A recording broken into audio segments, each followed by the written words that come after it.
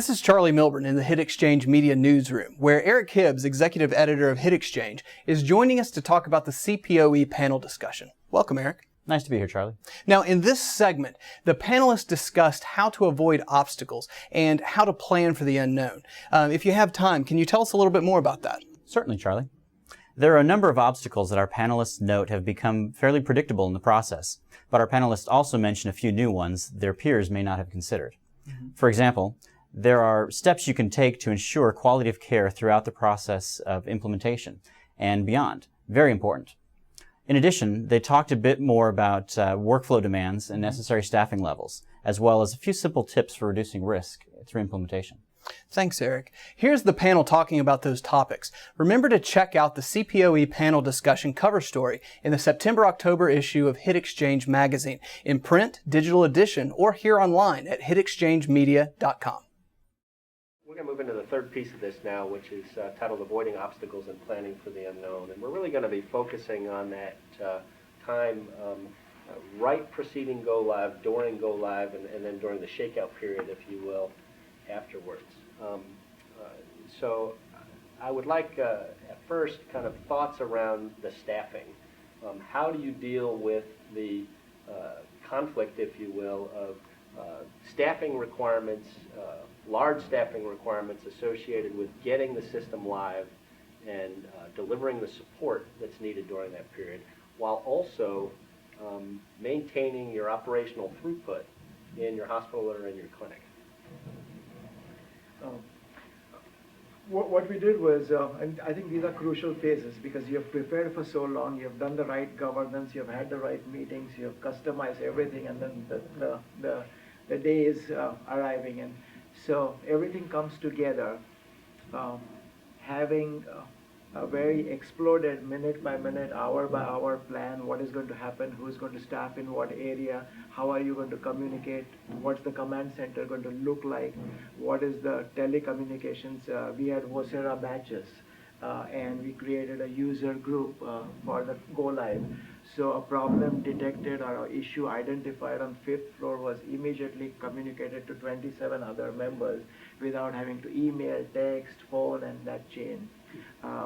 You've heard of the orange shirts or the red shirts, and they do help identifying people. I'm here to help.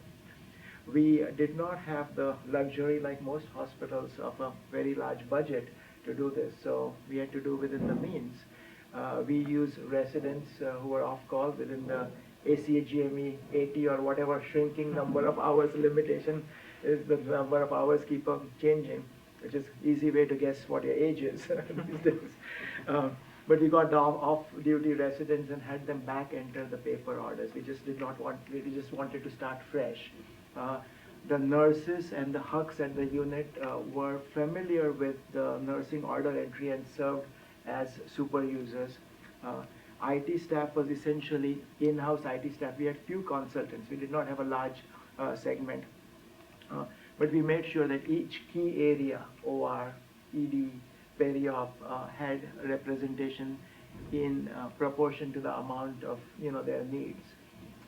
We were very receptive.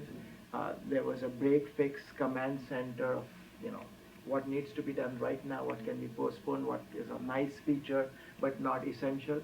And we were very cognizant of communicating that, so that even if pardon our dust while this is happening, rather than people throwing up their hands, and it's the same kind of philosophy. If you're on hold on the phone and you say you're the next 27th caller and your wait is 5 minutes or 20 minutes, people are okay. But yeah. So when you say community, you mean to the patient population? Or to the physicians, that if something was broken, something had to be fixed, we are working on it, it will be fixed. It has been fixed. This was noted, and then we had a staggering level of decreasing staffing from the go live. So the peak was at the go live, and then progressively decreasing based on data again, which units are, and there were some surprises. We thought the peri-op would be a intense area, challenging and difficult, and surprisingly their needs were small. And on other hand, areas that we thought would, so we were adjustable, we were flexible. There was a 5 helpline, there was a 5, the CMIO number was open. So my CIO asked, do you want what are these numbers called? I forget. These are there's a special name for getting a personalized number, right? So it made me feel really, really important that I'm 5 CFIO until the phone kept on ringing. But that was accountability. And I told them, call me anytime, day or night, and it was still 10 times less than the calls that I ever got in the ICU. I never told them that. It was saying that if you have to make that second call, even for the first call, I'm there with you. I was there. So I, the CIO, everybody, so all those factors, I think this is crucial around the go live, like you mentioned it. Good. Thank you. I think some of the things that we do are many of those same things, but with multiple hospitals, we have super users on all of our units. So we typically will take super users from another facility and bring them to support the first facility. It really helps them for when they go back to their facility for their future go lives. So that's one of the unique things that we're able to do with a multi-hospital system. I think with that as well, the importance of communication is paramount. We went live with in the OR at our Osborne campus and our outpatient surgery center on the Osborne campus just this week. And there was a lot of hesitation, about that, but we had daily communications that were very well received, talking about what went well, what's not working, how it's being addressed. And I think that ability to make changes quickly is paramount, especially with CPOE. And again, we had to draw from our experiences from the ED last summer as we plan for next spring. We're going to focus on super user strategy as well, and really, be very careful to think through how many super users we need for each of the areas of the hospital, and have a good plan so that we have adequate coverage. We're still working on developing all the details of our plan for our go lives next year. One of the thoughts that we've talked about is, can we look to other Epic hospital clients that have already gone live and maybe look at it sort of an exchange program. So that's something I'd like to consider as well. Okay. We haven't done the hospital yet, but in terms of the ED, like I mentioned, we did up staff with both the nurses and providers during the go live.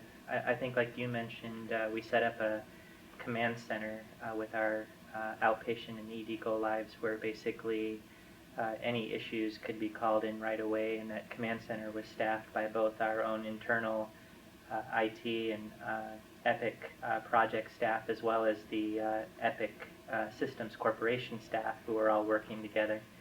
And like you mentioned, Vinay, the first initial week, there was a high number of calls and issues reported, and as things settled down, we were able to cut back on the amount of people that were in the command center. But we kept the command center open for quite a while, and it was there for at least a few weeks after go live.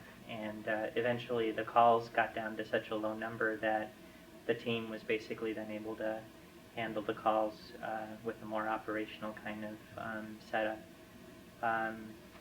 I think in terms of super users, we had that concept too, and I think maybe Jim, like you mentioned, because you already have one facility live and you have people using the system, when a new facility goes live, you're able to take super users to that new facility, and they've been using the system for a while. I think for us, because we were all new to the system, even our super users were new.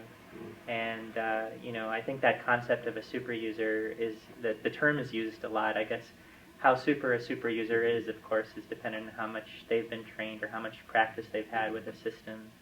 But I'd say that it helped some to have super users. But I think for us, some of the doctors just gave up of their clinical time.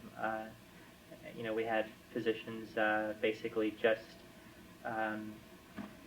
going around to all the different clinics who were identified as the super users, and they didn't have any clinic responsibilities, and they were just helping other doctors out. And as you mentioned, the CMIO line is always always open. So I think that's really important, that you can never you have to be available at all times to people who are in need. So I'll have the CIO lines open too. Yeah. yeah. And then you can say it didn't work because it was one alphabet less. You need 4 digits. Get away. Yeah. You did not. I mean, it is amazing to see that what other piece of inanimate object can evoke such strong emotions. And we've all seen it. The degree of frustration when you want to do something that you could do in your past life. And now simple things like ordering a drug in lab, if you are stuck, that frustration level can rise meteorically. And the real thing is to be able to have people and solutions in place before it reaches a threshold level. And again, you know, these are senior physicians who have been doing things for 20 years. There's another thing that is not appreciated that much. If you cannot do something, you do feel and look and you think you feel stupid. And that hurts your ego. And that is one of the things. So frustration and not being able to do something and having to ask for help and feel helpless and vulnerable, which is not the typical physician, is you have to have mechanisms in place to say, well, you know what, it's not the easiest one, but let me show you. It's hidden under the third screen. So it's, you know, it's natural for you not to be able to find it right away. Or, you know, you have to have staff who are skilled in that and available. So, and once you've crossed that, it should be fine. But that area, that period is crucial and vulnerable to fire and explosion. So, you know, PB talked about the super users out there in the field, and one thing that he has just continued to drive home and emphasize is the importance of grounding, the importance of being out there in the field, even, you know, way post go live. People will struggle with something, and just by natural tendency they'll live with it maybe rather than calling it in. But if you go out there and you visit with them and you say, how are things going, they're more apt to tell you the truth, right? So I just don't want us to lose sight of that. I think that's an important message to send. I want to close with, give you guys each an opportunity for final thoughts. One of the things that we didn't talk about that you can chime in on or just give any other final thoughts is a backout plan. We had one particular clinic when we were going through our ambulatory waves where we discovered it wasn't going to work. And there really wasn't a way that we could respond to make it work. We had missed a critical relationship, if you will, in the planning and build process that we discovered upon go live. So fortunately enough, we had talked about and came up with a backup plan for a clinic, and we're able to execute that in this case, and now we're actually bringing them live when we go live on the inpatient side. But I think that's an important piece, and like I said, I'd just like to hear kind of closing thoughts on that or whatever else. PB, why don't you start? Well, great point. I think that kind of tied to that is what you mentioned about if providers are frustrated with a system like CPOE or even documentation, they're going to find a workaround to what they need to get done. You know, the patient care comes first, and they're always going to find some way to provide that patient care regardless of what obstacle is in front of them. And we need to make sure that it happens. Obviously, you can't stop, you know, the patient care from happening until the system is somehow, the bug or the glitch or whatever you want to call it is fixed. So I think that you do need to have, not just necessarily in the example of the clinic you mentioned where we didn't account for all the workflows that clinic had, and that we knew that the ambulatory system wouldn't fit with it really as well as maybe waiting till our inpatient system went live and we could kind of combine, the power of the inpatient and outpatient together for that clinic. I think that you also need to have the downtime aspects covered as well, or some sort of process for getting care done when the system is not set up the way that a provider needs until you can change the system. So that would probably be my last kind of final statement is always have that other process also there to make sure that patient care can get done until you can make the system work the way that it needs to for that provider. Good. Yeah, I completely agree with the need for a backup plan. Any critical change, IT change in organization requires a backup plan. It's just essential. And so I was with a hospital, working with a hospital the last few years that was making a change to its clinical system. They were on CPOE, and it was a pretty significant change. And the CIO was informed there was a backup plan, and the change was put in, and unfortunately it didn't go well, and there was patient safety risk because there was a design or implementation defect that wasn't caught in testing. And so the physicians asked for the backup plan to be executed, and when everyone looked, the plan was, there was no plan. It was a thought, it was an idea.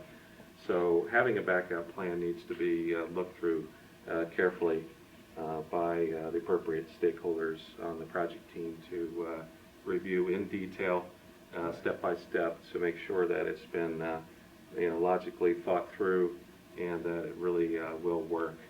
And hopefully you won't have to use it, but just in case you want it there. Yeah, I would just add that, going into activation, there has to be, you have to have a high level of confidence. And if you have doubts, you need to make the tough decision of holding back.